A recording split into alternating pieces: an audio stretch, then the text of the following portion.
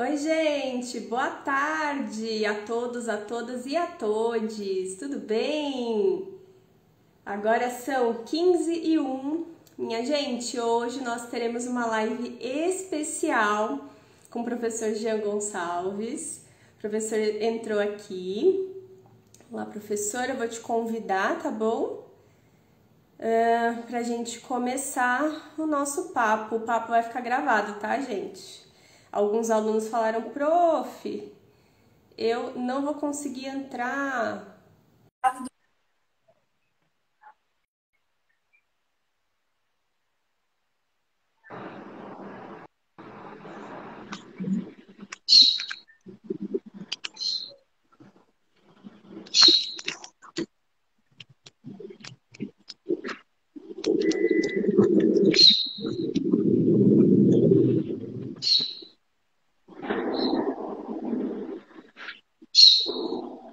Ainda não te ouvi.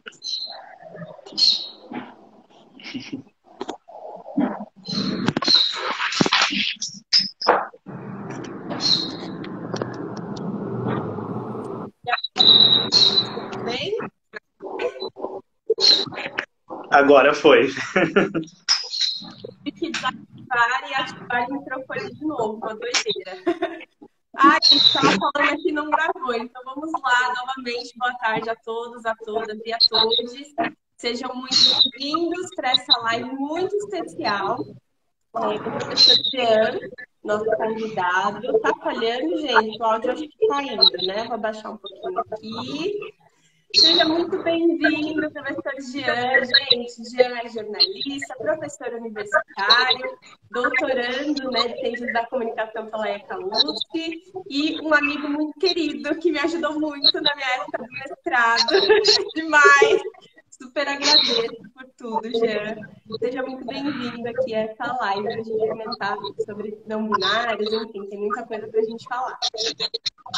Muito obrigado, primeiramente, pelo convite. Acho que é muito especial para mim estar aqui conversando com você, conversando com seus alunos. É uma oportunidade muito boa da gente tocar num tema quente que está sendo tratado atualmente, né? Um tema da atualidade.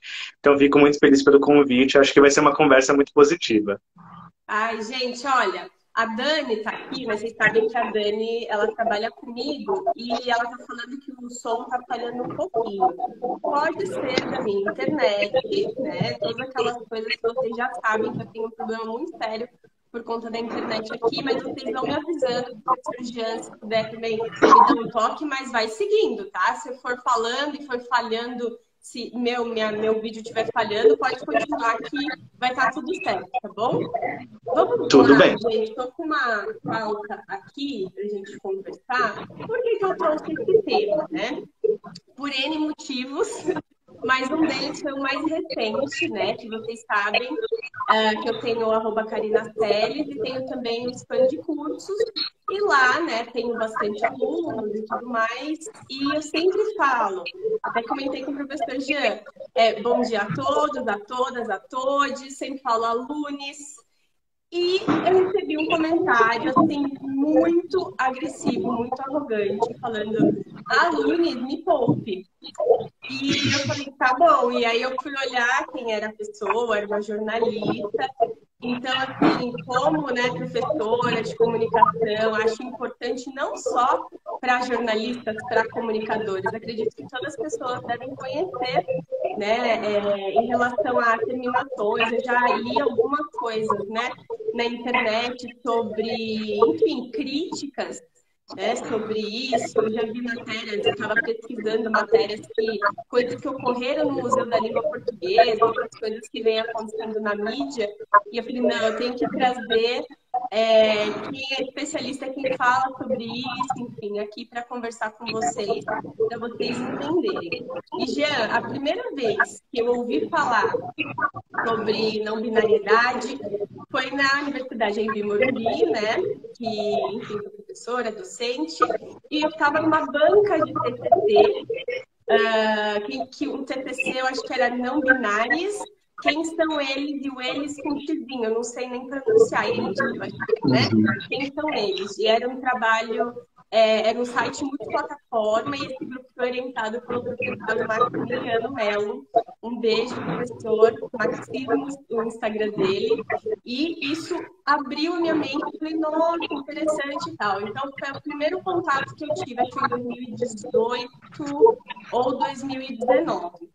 E a partir disso eu fui estudando um pouquinho mais. Então, conta um pouquinho pra gente, assim, só pra gente começar, que é a grande dúvida exatamente da pergunta dessa live. O que são pessoas não binárias? O que você pode dizer pra gente? Bom, acho que para começar, para falar sobre pessoas não binárias, a gente vai tratar aqui de pensar numa identidade política. Tá. Né? E a gente tem percebido algumas identidades políticas entrando mais em cena, mais em visibilidade, né, nos últimos anos, principalmente nas últimas 2 décadas. Né? A gente viu um debate mais forte por meio, principalmente dos meios de comunicação, que tem um papel fundamental na divulgação, no imaginário que a gente tem sobre o nosso repertório de gênero, principalmente, em relação a pessoas trans.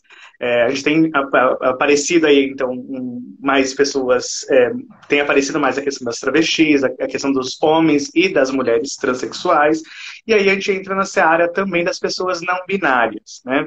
Então, essa identidade política, ela está aí calcada, né, nesses debates de gênero, nesses debates sobre sexualidade, na expansão que o movimento LGBT tem tido, né, de incorporar novas identidades possíveis. Por isso que todo mundo brinca, né, e causa um pouco de confusão e estranhamento também, esse crescente, né, da sigla LGBT, que hoje a gente já tem usado mais a expressão, né, LGBTQIA+, né? Então, uma dessas identidades aí, ou mais, a gente estaria incorporando as pessoas não binárias, né? Então, o que é importante a gente voltar um pouquinho para entender o que são pessoas não binárias, né? A gente tem que voltar no conceito de gênero, né? Entender que tem se modificado, tem sido disputado, né? Um conceito que foi calcado por intelectuais e militantes feministas para pensar, né, o cenário de desigualdade entre homens e mulheres, para pensar essas diferenças que nascem na atribuição de sentido sobre os corpos, sobre as capacidades humanas que nós temos. Né, e aí tem uma ideia de binariedade, né, do masculino e do todo que é do universo simbólico do masculino e tudo que é feminino e do universo simbólico do feminino. Né? E aí a gente começa a discutir cada vez mais gênero e desconstruir o gênero até alcançar esse lugar em que a diferença sexual não é natural, ela é social, ela é cultural, né? E a primeira percepção, né, de que as experiências dentro dessas duas caixinhas, né, do masculino e do feminino, elas também não são idênticas, né? O modo como você é uma mulher não é idêntico à experiência, primeiro, das mulheres do seu tempo, né? Das suas amigas, das suas irmãs, das suas primas. Não vai ser igual também a experiência sobre ser mulher em relação às gerações anteriores, né? O que significava ser mulher para as nossas mães, para as nossas avós. Né? Então, essas diferenças entre os corpos e as nossas identidades vão alargando, né, essa binariedade de dois polos para um espectro, né, de gêneros e possibilidades de viver, sentir, experienciar tanto o gênero quanto a sexualidade. Então, é daí que a gente vai começar a conceber a ideia de pessoas não binárias, isso como uma identidade. Né? Essa sensação, esse desconforto já era sentido anteriormente, as pessoas não se classificavam e não se encaixavam. Mas agora a gente tem essa identidade política emergindo. Nossa, é muito interessante, né, tua fala, Jean, porque, enfim, daqui a pouco eu comento que eu estou lendo um livro que você comentou sobre essa questão, né, dessa polaridade do homem que tem que ser homem do jeito que a sociedade impõe, enxerga o que seria o homem e a mulher também, né? Vou mostrar o livro. Eu estava lendo um trecho da mesma fala que você está comentando, estava falando sobre isso aqui. E está tudo muito alinhado, né? E eu achei muito interessante isso que você vem pontuando, que eu acho que encaixa muito no que a gente pode falar do que seria, né? Eu já coloquei até um post no Instagram da Expand, mas o que seria cisgênero e transgênero. Tá dando um ruído, não tá, Jean? Aqui eu tô escutando um ruído. Ou é um passarinho aqui perto de mim, talvez seja isso. Eu achei aqui do lado. Do meu celular de novo. Ai, que maravilhoso. Não, então pode deixar o passarinho. Ai, que bacana. Então, o que você poderia falar pra gente? Porque essa sua fala sobre essa questão da sociedade, exatamente, a gente tem que entender isso, sabe? Que isso ocorre em mudanças e que não é todo mundo tem que aceitar, que a gente nasce, a gente da forma que se diz, né? Que é homem ou mulher, enfim. Me conta um pouquinho sobre isso.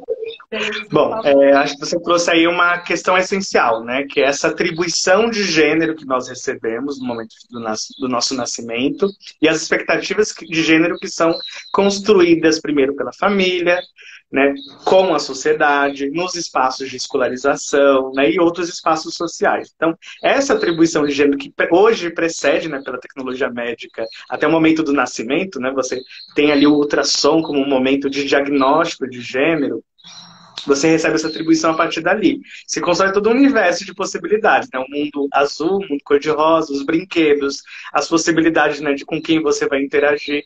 Tudo isso se constrói a partir dessa atribuição de gênero. Só que há pessoas que sentem um desconforto muito forte com isso. Acho que a conformidade de gênero nunca é 100% para todo mundo, em primeiro lugar, mas há pessoas em que esse incômodo ainda é maior. Né? E esse conflito se instaura logo na primeira infância ou se acentua ao longo da vida. Né? E aí essas pessoas se percebem, né, como distante dessa categoria de identidade atribuídas para elas. Então, elas transitam, elas passam para o outro lado, ou buscam essa transição, essa outra possibilidade de viver de uma outra forma. Né? Então, a gente tem aí uma espécie de tentativa de definição agora do que é cis e do que é trans. Né? Cisgênero é quem nasce com essa atribuição de gênero, né, e de certa forma corresponde, consegue viver bem, confortável com essa atribuição de gênero. Sempre acho que gênero causa desconforto, mas consegue viver, na medida do possível, se sentindo e experienciando a ideia de ser homem e de ser mulher, por exemplo. Né, e há aqueles que essa experiência tem que ser mudada, modificada. Né, e aí essas são as pessoas que a gente chama de transgênero. Né? Então a gente tem dois grandes guarda-chuvas aqui, das pessoas trans e das pessoas cis. O que acontece é que a gente tem uma tendência, né, até por causa do pouco espaço social, dos poucos direitos, né, a precisar categorizar, criar identidades políticas debaixo do guarda-chuva trans, né, das experiências de gênero transgêneras, né? E isso faz com que a gente tenha aí várias nomenclaturas, o que não acontece com as experiências cis. Né? A gente acaba uniformizando elas, né? E não precisa dessa invenção de identidades políticas para se alcançar direitos, para se reconhecer de outra forma no mundo, para conseguir um lugar de existência. E vejam que aí já entra a questão da linguagem, que é algo que a gente vai entrar daqui a pouco para discutir, que é o essencial nessa discussão sobre pessoas não binárias, tá? O que é importante mencionar rapidamente sobre pessoas não binárias é também que a gente tem hoje um trânsito global de informações muito forte, de leitura, de saber, de ativismo. Né? Então, a gente incorporou, trouxe de fora, principalmente dos países de língua inglesa, essa ideia da não binariedade e a identidade não binária. Né? Então, lá é non-binary person, né? E aí a gente passou a traduzir e muitas pessoas passaram a se reconhecer nesse lugar. E isso passa a ser uma identidade social, uma identidade política.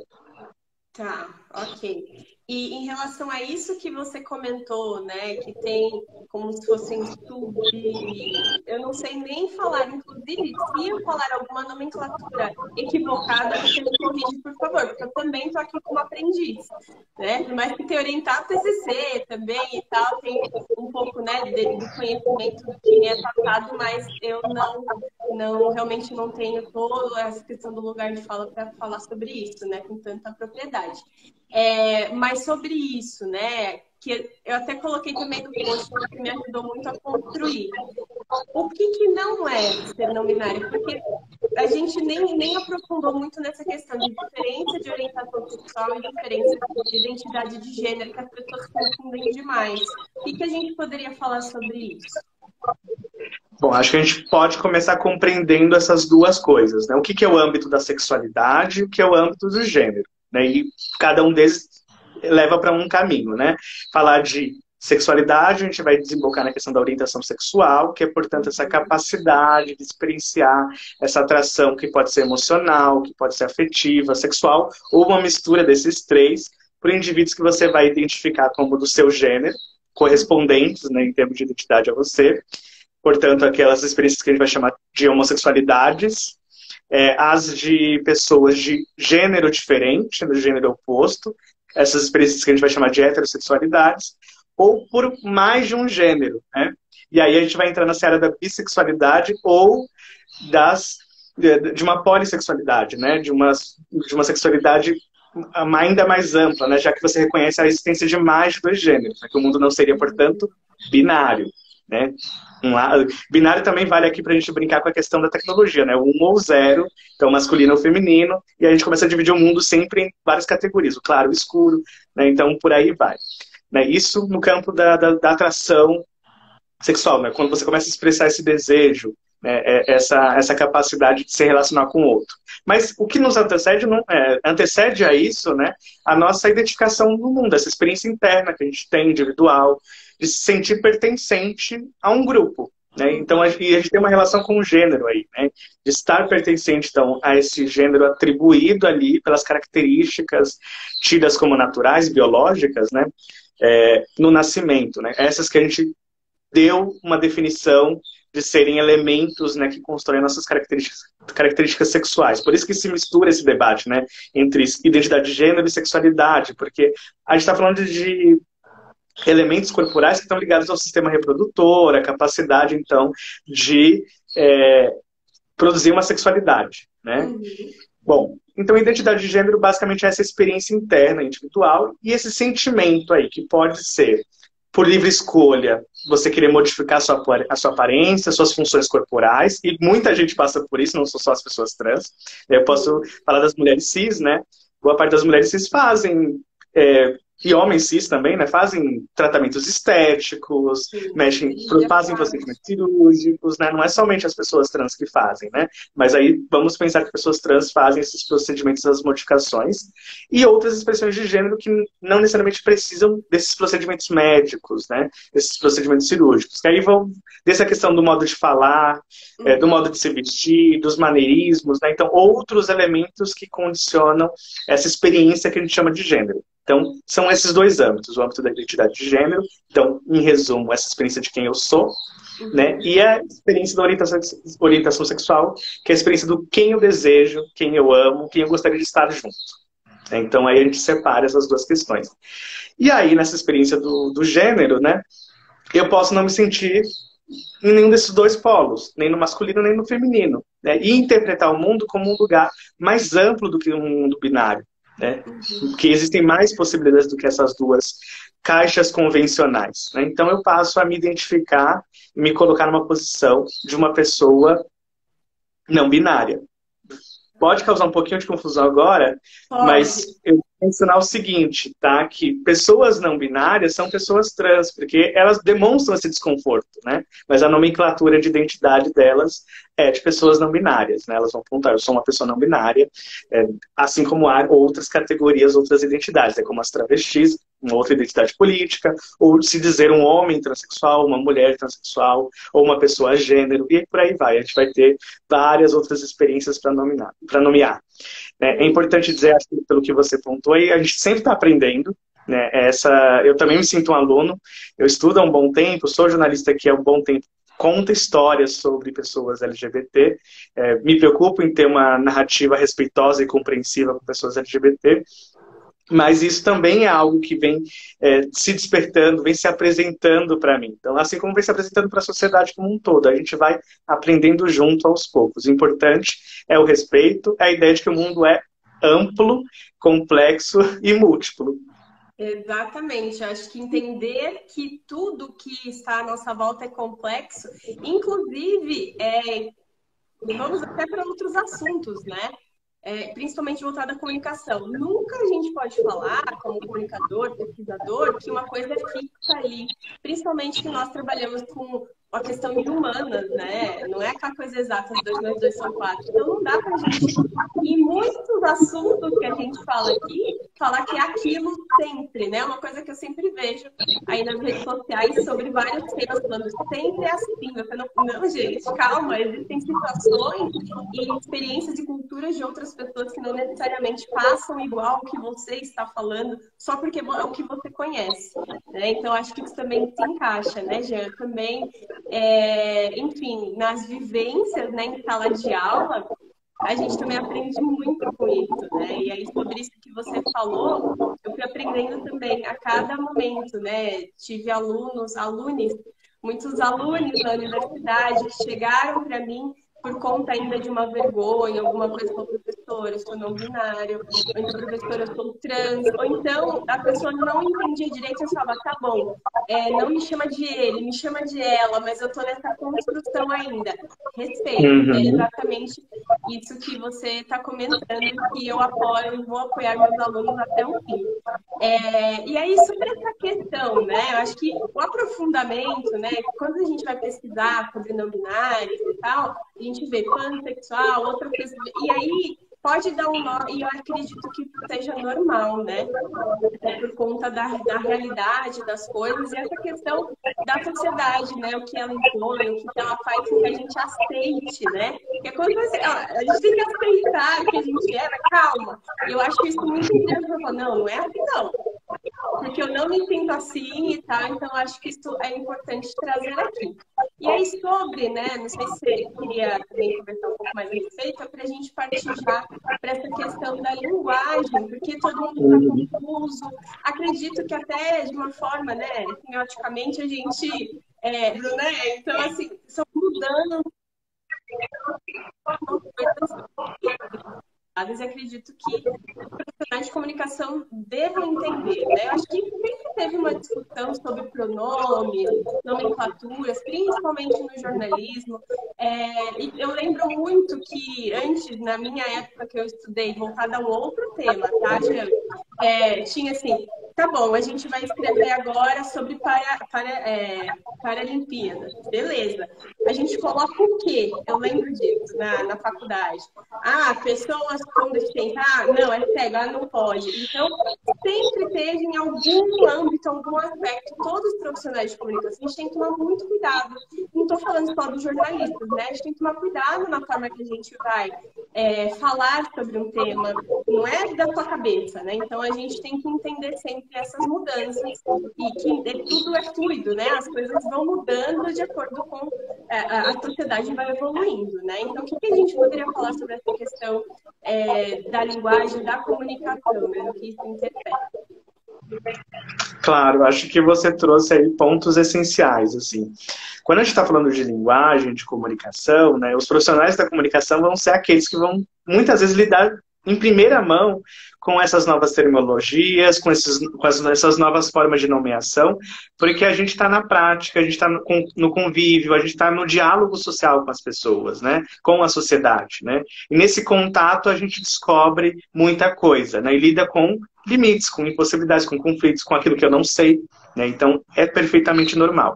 E aí no caso da linguagem, né, acho que a gente tem que lembrar que a língua portuguesa, assim como boa parte das línguas, elas são expressões vivas, né, mutáveis, em andamento. A gente não fala mais o mesmo português de 500 anos atrás, né? O português, então, vai se adaptando conforme o contexto, a aplicação da norma, culta ou não, por aí vai. Então, começamos por aí, porque muito do que se fala sobre dos ataques contra a linguagem neutra, aquilo que você ouviu nesse comentário, tem a ver com esse desejo, né, de preservar a língua, aquilo que eu aprendi na minha escolarização, do que é o português correto. Como se o português não dependesse, o idioma não dependesse de contexto para ser falado, para ser expressado, né? Então o comunicador tem tudo a ver com isso, porque ele entende muito bem esses contextos de aplicação da língua para ele se comunicar bem, para ele interagir bem, para ele conseguir, né, produzir uma mensagem efetiva, potente, né? E para nós é muito importante também que essa mensagem seja, novamente, inclusiva, respeitosa, né? Que ela esteja ali produzindo sentimentos positivos nas pessoas muitas vezes, né? Então é fundamental uma linguagem que tente alcançar isso. E aí, ao falar de linguagem neutra, a gente tem um conflito com a estrutura da língua portuguesa, né?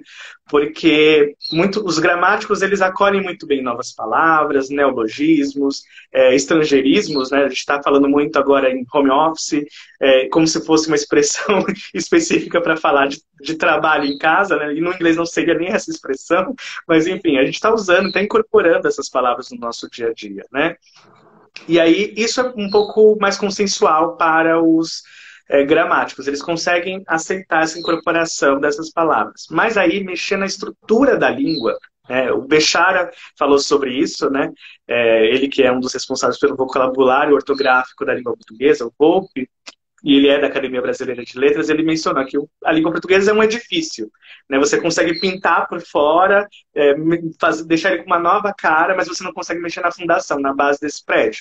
E falar de linguagem neutra é mexer nessa base, né? Porque nosso idioma, ele é binário, ele é composto de uma flexão para o gênero feminino e uma flexão para o gênero masculino. Né? E aí, as pessoas não binárias têm trazido como uma demanda e tem provocado a gente a pensar em outras formas de ser inclusivo, né? De trazer uma outra linguagem possível que abarque essas existências, né? E a gente tem vários sistemas que estamos tentando, né? A gente ainda está experienciando. Você falou aí do uso do X, né? E aí como pronunciar isso, né? Que é um dilema específico. Funciona na escrita, mas não funciona na oratura, né? Então é uma tentativa de experienciação. O uso do arroba, ou o uso da substituição das vogais, né, que geralmente marcam feminino e masculino, né, o A e o O, por o uso do E, pelo uso do U, né, a gente tem os sistemas ILU, o sistema ELU, desculpa, tem um outro sistema, ILU e ELU, se não estou enganado, eu sempre confundo também um pouquinho, mas tem vários sistemas de língua para tentar dar conta de como flexionar para uma tentativa de um terceiro lugar, né, que é o lugar das pessoas não binárias. E aí volta naquela questão da língua inglesa, né? No inglês, a gente tem uma terceira vertente, que é o gênero neutro, né? Então, eles conseguem fazer essa adaptação um pouco mais fácil. E por isso que a gente está num terreno tão forte de disputa em relação à língua, né? Porque, para nós, a gente tem uma língua mais fechada quanto a isso, né? Mais estruturada quanto a essa questão de flexão de gênero. E isso causa muito desconforto. Então, primeiro, um desconforto pelo uso da norma culta da língua portuguesa, né? Pela fiscalização da gramática. Segundo lugar, claro, por uma questão política. E no contexto que a gente está vivendo, isso é muito importante ser mencionado, né? A gente tem hoje no Brasil algumas propostas de se evitar o ensino ou qualquer tipo de menção a uma linguagem neutra de gênero, né? Então, tem projetos aí de lei em vários estados, em vários municípios, tentando impedir esse tipo de construção. E nós, comunicadores, como vamos nos posicionar em relação a isso, né? Eu acho que não tem um sistema, eu nunca recomendo um sistema, acho que cada profissional de comunicação pode avaliar para cada público o que funciona, se quer falar diretamente com as pessoas não binárias ou quer uma linguagem mais coletiva e mais respeitosa, mais neutra, pode pensar em outras soluções. Acho que o português apresenta certas soluções já dentro da própria língua, que a gente pode até mencionar daqui a pouco. Mas, em essência, seria isso. A questão dos pronomes está ligada com essas disputas aí. Uma disputa linguística, uma disputa social, uma disputa política. Sim. Isso é interessante, né? E eu acho interessante trazer isso aqui, que a gente vai falar alguns exemplos, algumas coisas, né? Voltada a essa questão do uso, vamos trazer para os jornalistas, né? O que interfere, gente, é uma coisa muito importante, a linha editorial do veículo que você está escrevendo. Então, e depende também do público, quem que é, no caso, vou voltar até para um conceito de marketing, quem é a persona, quem é o buyer persona, quem que vai receber isso, mas não necessariamente, né, eu estou muito dessa questão, depende, né, do que você está conversando e de quem vai ler. Eu já escrevi para um jornal que era assim, o público que lia, né, o impresso era idoso. Então a gente fez inúmeras modificações, tanto na escrita, quanto na diagramação, tamanho de letra e tal. Acredito que isso também deveria. Mas é que tá, se a gente. Eu fico pensando como que o jornalista pode pensar, né? Eu tenho a Expand, eu tenho alunos não binários. Eu escrevo porque desde sempre, desde quando entrei na Embi, e desde quando depois desse TCC que eu fui banca, expandiu minha mente. Falei, gente, todo mundo tem o seu espaço, né? Nós temos que respeitar. Essa é a minha opinião, né? Mas aí eu fiquei pensando como é que o comunicador, principalmente o jornalista, poderia, né, comunicar e escrever de uma forma que fique, que é o que você está sugerindo, buscar algumas formas para realmente não excluir, enfim, que tem todas aquelas questões também sociais, né, para a gente colocar nas matérias, quando a gente Uhum. estiver comunicando. Bom, acho que para começar a gente tem que voltar na língua e perceber o seguinte, né? Qual que é o universal? Geralmente, como a gente pronuncia, quando vai falar com um público múltiplo, né? De que gênero a gente flexiona? Para o masculino, né? Masculino. Normalmente o masculino é o universal e é ele que é o plural. Então, daquela velha situação que a gente aprende na escola, né? Você está numa sala em que você tem várias mulheres presentes, aí é elas. Basta ter um homem, você já universaliza pro masculino, né? Então, acho que sempre usar os dois, né? Já que é uma língua que é difícil de construir uma linguagem neutra, tentar equilibrar entre os dois, né? Usar outras palavras que tensionam para um universal, mas para um universal que também é feminino, né? Então, em alguns momentos alternar entre o universal masculino e o universal feminino, ou uma tentativa, né, de usar palavras como pessoa, que pessoa você consegue incluir vários adjetivos depois, e pessoa é uma palavra neutra da língua portuguesa, né? Ou pessoas, né? Por isso que eu uso muito pessoas não binárias, porque Sim. já engloba aí, né, o adjetivo, você não vai precisar flexionar, mas porque você já está usando um substantivo que é neutro, né? Uhum. Então, são jogos que a língua nos permite, né, sem necessariamente adotar o sistema com X, ou o sistema com E, ou o sistema com U. Você também Sim. pode adotar, se for o caso, né? Acho que é super válido usar sim, se apresentar, se acostumar, iniciar um processo ali de começar. O basicão é começar com todo, todas e todes mesmo, que eu acho que é um modo de começar a ensaiar essa linguagem neutra, uma preocupação, Sim. mesmo que você não consiga ao longo de toda a sua fala manter esse jogo entre os gêneros, né? Mas se você começar uma fala, uma introdução de uma fala, já mostrando que você está falando de um modo mais amplo, que você reconhece dentro desse universal certas particularidades, né? Você reconhece a existência e a participação de pessoas não binárias, você reconhece a existência e a participação de mulheres nesse grupo, que o universal não está puramente ali no masculino, como sempre e usualmente ele é, você já está mostrando para as pessoas, olha, aqui é um espaço que a gente reconhece a sua existência e reconhece, portanto, que você faz parte, que você pode participar. Exato. Eu sempre me incomodei com isso, Jean, inclusive até em relação à inclusão das mulheres também. Eu fiz um curso de organização de tempo que era para jornalistas e aí evoluiu para comunicadores. E eu percebi que 99,9% eram mulheres. Não dava para falar no masculino, porque eu me incomodava. Eu, como professora, me incomodava. E aí eu mudei. Então, fez sentido. Enfim, as meninas falaram, nossa, a gente se sente muito mais reconhecida, porque a gente está aqui estudando e tal, e é interessante, né? E isso que você falou, Jean, de mesmo que é uma construção que a gente vai tendo e vai entendendo, né? Mesmo que você comece essa fala e por alguma confusão e tal, está acostumado, né? Mudar isso, ainda assim a gente demonstra essa inclusão. Eu vi as duas matérias, uma que eu vi um comentário da aluna, deixa eu ver quem foi que me falou.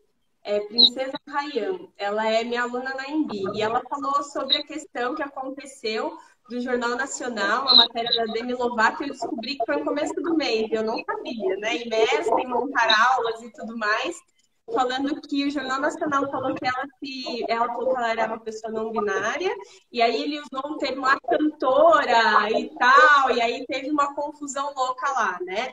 Então, essas coisas, acho que o jornalismo e a comunicação em si, né, a gente tem que entender, falar, peraí, o que é isso, né? E aí tentar absorver essa linguagem no dia a dia. Não é fácil, né, Jean? Mas é a Não é fácil. tentativa, né? Esse é um bom exemplo, muito recente, né? A gente teve os anúncios aí dos artistas que vão participar do Rock in Rio, os cantores, as cantoras, e aí uma das artistas que foi anunciada é Demi Lovato.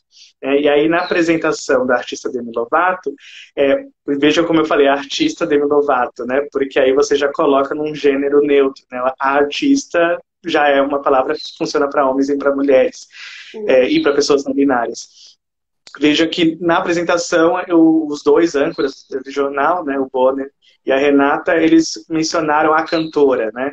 acho que não tinham conhecimento, não sabiam dessa recente revelação, desse recente posicionamento desse artista em dizer que sou uma pessoa não binária, né? Então, estou me reconhecendo nesse lugar, é um lugar que eu também ainda estou me familiarizando, foi uma declaração bem íntima, bem sensível para os fãs, e os fãs, claro, são sempre apaixonados, né? E eu acho ótimo que ocorra essa defesa, né? E os fãs fizeram uma pressão, se posicionaram, marcaram ali um território, olha, foi desrespeitoso.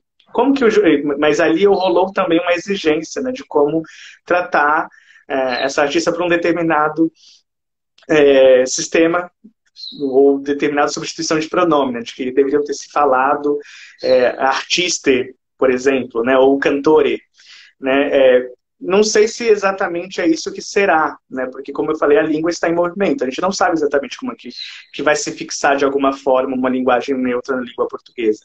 Mas haveriam saídas, como essa questão do a artista, poderia ter sido uma saída usada pelo telejornal. É um exemplo, né, de como o Jornal Nacional poderia ainda conseguir fazer esse respeito, essa atenção a uma pessoa não binária e, ao mesmo tempo, continuar se comunicando e ser claro para uma parcela da população que ainda não tem alcance desse debate. A gente não pode esquecer, né, que ainda é um debate fechado a certos grupos, né, que ainda está sendo explorado, que ainda está em crescente, né, por isso causa estranhamento e causaria ainda muito mais estranhamento, né, num veículo tão hegemônico, né, tão amplo como o Jornal Nacional. Então, haveriam outras saídas? Concordo que sim, poderia ter sido feito, mas talvez eles não conseguiram nem pensaram nessa possibilidade. Que bom que, de certa forma, houve uma denúncia sobre isso. Isso nos fez pensar e nos fez estar aqui falando sobre isso agora. Exatamente, exatamente. Bom, e aí também teve o do Museu da Língua Portuguesa, que dentro do comentário, que me chamou muita atenção, que eu acho que isso, nós pesquisadores, eu ia dar um artigo científico sobre isso, né? Ela falou assim, a pessoa falou assim, não, mas eu sou contra essa questão do todes, né? Dentre as críticas, porque todos já generaliza tudo. Mas é aquilo que você falou do gênero masculino, né? Porque existe todas. E aí, né? Eu fiquei, não, calma, a pessoa tá equivocada ali, né? Vamos entender direito. Não dá para sair falando, que é uma das coisas que a gente vê muito na internet, né? Criou alguma coisa na cabeça, já sai falando, sem estudar e sem entender essa questão, né? Da língua, da linguagem, enfim.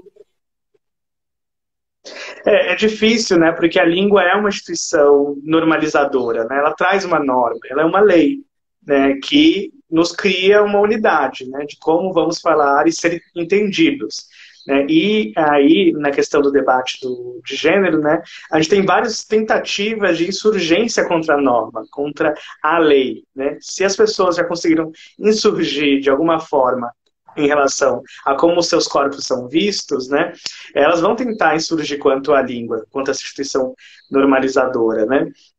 E aí, no caso do Museu da Língua Portuguesa, né, acho que eles fizeram uma postagem que usaram a expressão todes, eu achei bem interessante o museu ter provocado a ideia de que assim, a gente é um lugar, é um laboratório de experimentação. Aqui a gente permite a discussão do idioma, pensa as variações, como incorporar as variações ao longo do tempo, ou como elas foram incorporadas ao longo do tempo, né? Então, o museu se posicionou muito bem, na minha opinião, acho que mostrou realmente a finalidade educativa do museu e que nos permite valorizar o idioma que nós temos. Acho que também não se trata aqui de destruir e queimar gramáticas, né? Mas a gente vai ter que construir esse pacto social em torno da língua. Ele ainda não está feito, ele ainda está acontecendo.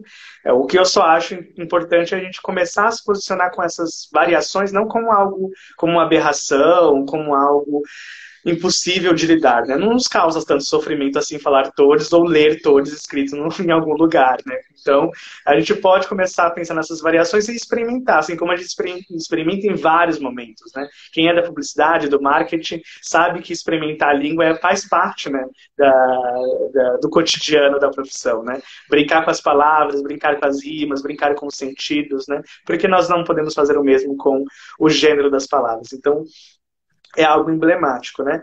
Eu só queria fazer um paralelo que, ao mesmo tempo que eu falei que complicado o Jornal Nacional usar uma linguagem neutra nesses sistemas que a gente estava mencionando, isso já aconteceu anteriormente, já houve uma brecha, um espaço em que isso aconteceu, né? Acho que foi há uns 4 anos atrás, infelizmente em virtude do episódio bem violento, né, que foi o caso da Matheusa Passarelli no Rio de Janeiro, né, uma pessoa não binária, uma estudante não binária, que passou por um episódio específico de violência que levou à morte depois. Isso tensionou uma discussão sobre o que são pessoas não binárias. Então, o Fantástico tem uma grande reportagem, são 10 minutos, pelo que eu me lembre, do Fantástico, né, que é um dominical, que é para todo mundo, né, que tem um público abrangente, explicando para as pessoas, para o cidadão brasileiro médio, né, o que são pessoas não binárias. Então, isso já aconteceu, isso nos permite ainda ter mais espaços dentro da mídia convencional e também dentro da mídia não convencional, dos jornalismos alternativos, independentes, para disputar esse lugar e esses sentidos. Então, não é totalmente uma impossibilidade normativa, tanto dos veículos quanto da língua portuguesa. A gente tem como torcer, criar aí rupturas, criar brechas e experimentações, que acho que é o que mais vale aqui. Isso, Jean, você está falando também sobre a questão de linguagem formal e linguagem informal. Quando a gente sai dessa área de gênero e fala, né, em outras coisas, a gente tem vários tipos de linguagem. Tem as gírias, né, tem as expressões, enfim, que a gente utiliza. E engraçado é que eu estou num grupo, né, que chama Jornalismo com Cerveja. Um grupo de WhatsApp, que aí já sai dessa área, né? E tem o pessoal do Sul lá, né? O grupo é da Batira Bettini, jornalista também, e tem o pessoal do Sul. Do nada, às vezes rola uns gauchês lá, sabe? E eu não entendo o que se fala assim. Então eu falo, olha, me traduz, que realmente eu não entendo e tal, mas tudo no respeito. Eu acho que a questão que a gente está trazendo aqui, né, essa semana, sexta-feira, vocês vão ter podcast também, que eu vou trazer as minhas alunas que fizeram uma revista sobre não binariedade, sobre moda não binária. Essa questão de realmente a gente respeitar, entender, não chegar, que eu vi algumas pessoas fazendo, gente, as coisas novas, né? Para algumas pessoas ela pode causar certo medo, mas aí nessa questão tem que causar curiosidade, né? O jornalista, o comunicador, ele tem que ser curioso, ele tem que entender. A partir do momento que se pergunta e se entende, né? Depois você pode tomar uma posição e tal, porque infelizmente ainda tem as pessoas que não respeitam, né? Então eu estou tentando aqui tanto a linguagem da forma que eu falo com vocês é para respeitar todos os alunos e todas as pessoas que fazem parte da rede social. Então, eu precisei trazer o Jean. Falei, não, eu preciso, porque tem gente que não entende e não quer entender. Então, eu estou trazendo aqui porque acredito que o meu papel, o papel do professor Jean, nós somos educadores e nós temos essa missão aí de educar as pessoas, né, Jean? E eu acho que exatamente. E acho que um sentimento, um modo de ser fundamental, uma habilidade, uma competência que todo comunicador deve buscar alcançar é a empatia, é a alteridade, né? Uma possibilidade de estar em contato com as pessoas, sejam elas como forem, né? Então, uma dica que eu dou sempre para não sei como escrever, não sei como tratar as pessoas, um gesto muito simples que a gente às vezes se esquece ou fica com vergonha, envergonhado de fazer, é perguntar como você se chama, como você gostaria de ser tratado, quais são os pronomes mais adequados para você. Às vezes, o material que você vai escrever, a dica de como você vai escrever, vai partir justamente da pessoa que você está em contato, né? Isso é algo essencial. Se necessário, isso é também uma das questões que eu colhi na minha pesquisa de mestrado, é uma estratégia que muita gente utiliza e que às vezes a gente se sente inibido ou acha que não pode, que existe uma norma que não pode, por que não revisar esse material com alguém que é deste grupo, que se reconhece nessa identidade, né? Isso pode ser um gesto de tentar entender ou de tentar perceber se você falhou de alguma forma, né? Às vezes nossa percepção, nossos modos de ser, nosso modo de pensar não nos permite ver ali quando a gente está cometendo um erro, uma grosseria, quando a gente está sendo desrespeitoso, e essa circularidade do material, né, quando você põe em contato uma peça publicitária, um texto jornalístico, um vídeo, te permite ali, olha, olhar para coisas que você não olhou, se atentar para coisas que não foram ali observadas no momento da criação e evitar as famosas gafes, as famosas crises que acontecem em virtude de você ter se expressado inoportunamente, né? Sim.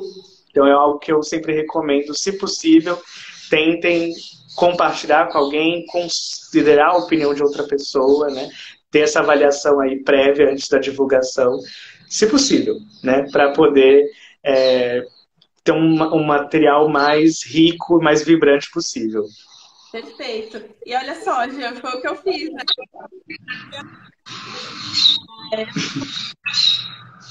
Compartilhei alguém também.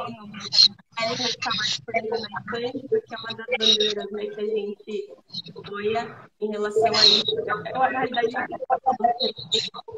né? Alguma observação sobre essa temática, alguma dica, alguma coisa? Acho que para a gente ir finalizando, então. Desculpa que agora deu uma falhada no seu áudio, eu não consegui entender muito bem. Não, tudo bem. Sobre essa questão, você tem mais algum ponto, né? Algo para pontuar e para a gente ir finalizando o nosso bate-papo? Claro, se possível, né, como a gente está falando de identidades não binárias, né, tentar sempre reconhecer o mundo mais múltiplo possível, né? Portanto, o mundo não é binário, não é somente masculino e feminino, né? Isso vai nos possibilitar ver outras coisas que a gente não estava olhando anteriormente, porque reconhecer isso com naturalidade, né? É o modo como a gente olha para o outro, né? Muitas vezes a identidade nasce da diferença e da percepção das diferenças ou da marcação dessas diferenças, né? Essa marcação pode se dar porque eu estou marcando o outro como diferente ou porque o outro se enuncia como diferente, né? Mas basicamente tentar fugir dessa lógica do mundo sendo gênero masculino e feminino, tentar ampliar isso, né? Aí você pensa na hora de você produzir sua peça, sua mensagem, olha, eu estou falando só para homens, estou falando só para mulheres, estou falando só para os dois, ou posso falar para mais gente, né? Uma dica possível. Tentar desnaturalizar, né, a ideia de quem é o padrão, de quem é a norma, né? Que aí você trata sempre o outro como grupo minorizado, como nicho, né? É tentar desnaturalizar a ideia de que principalmente ao falar dessas questões, né, de que existe um sexo biológico, um sexo natural, né, da ênfase de que o outro está incorrendo contra a natureza, né, ou incorrendo numa espécie de pecado, ou incorrendo em algum tipo de aberração, monstruosidade ao fugir da norma, ao tentar ser quem é, né? Então, se você se atenta a essas questões, que você referenda esse discurso social de que, olha, não, o normal é isso, o certo é isso, e você não é, você é o diferente, se você se atentar nos momentos da construção da mensagem, do conteúdo, se você está reforçando esses lugares, aí já é um bom sinal, né? Se você percebeu isso, né? Aí você pode mudar ainda é tempo de mudar. Porque a gente entende que existem aí coisas que estão um pouco mais amplas do que nós, né? Como a nossa sociedade funciona, né? Nossa sociedade é heteronormativa, ela também é cisnormativa, né? Ela pensa no mundo feito para pessoas cis, pensa no mundo feito para corpos heterossexuais, assim como pensa o mundo feito a partir de certos corpos, né? Certos padrões de beleza, certos padrões estéticos. Quanto mais masculino, mais universal, melhor. Então, se você conseguir se atentar que existem outros grupos tão importantes e que não estão sendo posicionados ou estão sendo colocados numa relação de hierarquia, você consegue produzir uma mensagem que não cai nesses lugares, né? Que vai fugir, vai construir outras possibilidades. Então, são dicas um pouco mais complexas, demandam um pouquinho mais de reflexão, eu sei, mas na essência, sempre que possível, volta lá e pergunta para a pessoa como ela gostaria de ser tratada, como ela explica a sexualidade, como ela explica o gênero dela. É o melhor modo que você tem de se armar com aquilo que é, assim, eu tentei estar próximo dessa pessoa e entendê-la em profundidade. Talvez eu não dê conta de tudo, mas eu tentei. Exato, exato. Gente, na sexta-feira, que vai sair o podcast das meninas que fizeram a revista sobre moda não binária, nós tivemos diversas discussões, boas discussões, né, positivas, quando eu estava orientando para entender, né, por conta dessa questão da caixinha fechada do jornalismo, tinha ele ou ela, essas coisas todas, nós decidimos, caso elas decidirem, elas vão contar para vocês exatamente a cada matéria, a cada entrevistado, elas colocavam de acordo com o pronome dele, ele ou ela, ou às vezes ele falava que queria ser chamado de ela, ele, enfim, o ILO, né, também. Então, a revista foi feita de acordo com a pauta, o que cada personagem gostaria, né, o pronome que gostaria de ser chamado. Então, cada matéria saiu com um pronome, né, de acordo com com a personagem. E foi muito rico, porque trouxe muita informação, e aí elas vão contar um pouquinho mais. Elas fizeram um manual na frente, né, enfim, explicando e tudo mais. E foi bem interessante, que é isso que o professor Jean está comentando aqui para vocês, tá bom? Solução perfeita. É isso Foi mesmo. exatamente isso. Um era ele, outro era ela, e enfim, aí foi indo, né? Mas foi bem interessante, bem rico, assim, foi bem legal. Que mais? Vamos lá. Acho que é isso, assim. Acho que essa questão da influência da cultura, da sociedade, interfere bastante, mas acredito que são esses pequenos atos, são grandes atos, que vão fazer com que as pessoas entendam que o respeito é importante, né? Exatamente. E acho que a essência da questão aqui é como você pontuou numa parte da nossa conversa, né? As nomenclaturas mudam, a gente entende como aquele grupo quer ser chamado, quer ser identificado, justamente porque, como eu pontuei lá no início, é uma identidade política, muitas vezes, né? É importante ser enunciado de tal forma para que a gente passe a dar visibilidade, passe a dar lugar de escuta a essas falas que foram, muitas vezes, sufocadas, né? Então, a gente vê isso acontecendo com as pessoas com deficiência, né, que essas nomenclaturas foram modificadas, a gente vê isso em relação ao debate étnico-racial no Brasil, e a gente também, claro, vai ver essa questão nos debates de gênero e de sexualidade. É que talvez aqui, pelo grau de complexidade ou de pluralidade, as pessoas se sintam mais constrangidas de incorporar esse debate. Mas também acontece nesse terreno, e é um terreno que vai nos possibilitar um olhar para a nossa sociedade como sendo uma sociedade mais plural e que é possível construir, né, e reconhecer essas individualidades, essas especificidades, né, e construir um ambiente mais respeitoso e receptivo a todos. Exatamente. O nosso papel aqui é trazer isso para vocês também.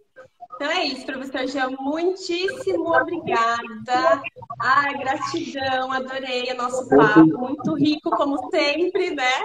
E é isso, gente. Se tiverem alguma dúvida, pode perguntar pra gente no meu inbox, o professor Jean também. A gente fica à disposição de vocês, tá bem? Obrigada, Jean. Beijão. Imagina. Obrigado a você e a todo mundo que assistiu. Tchau, Obrigada, tchau. gente. Beijos. Tchau, tchau.